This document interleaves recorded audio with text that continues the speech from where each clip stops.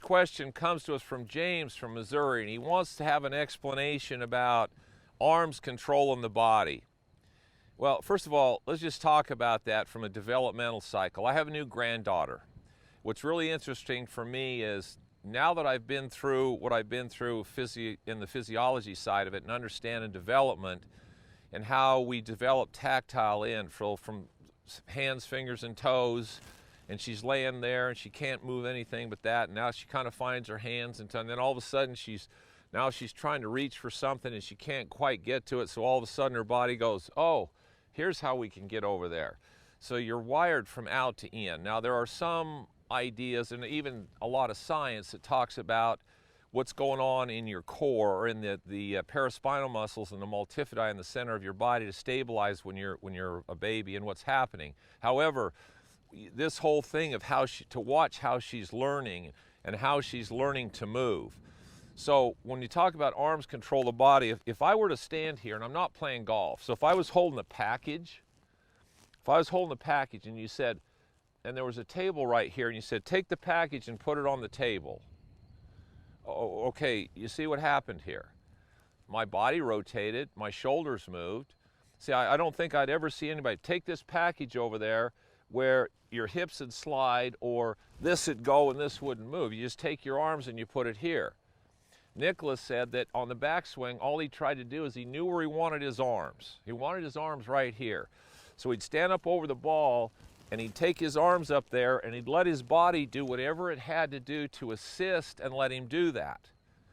And then he said on the downswing, once he got up here, what he would do is he would take the club, and he'd run the club into the back of the ball, which is his arms taking the club back, then he'd just follow it through. So it comes back to the same thing.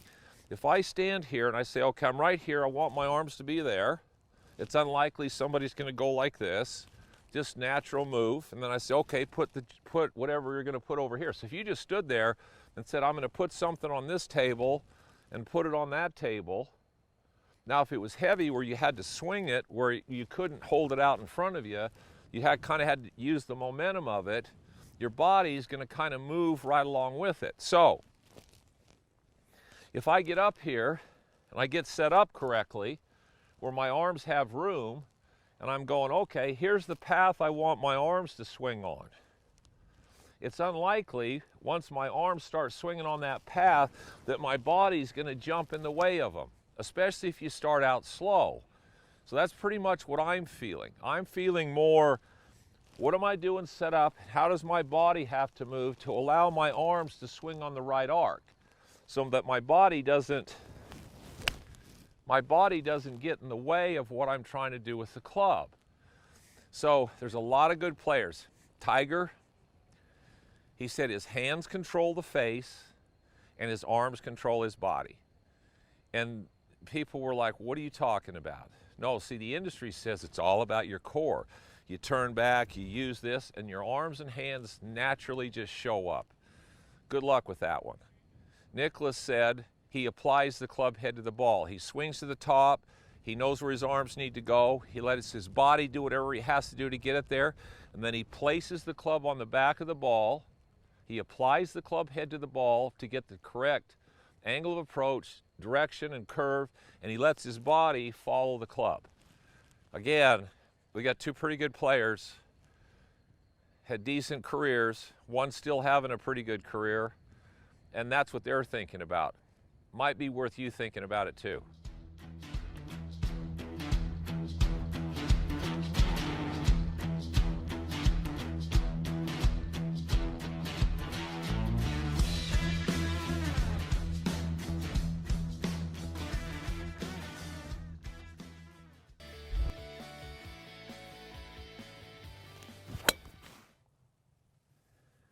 Be sure to subscribe to my channel for regular updates and tips. Thanks for watching.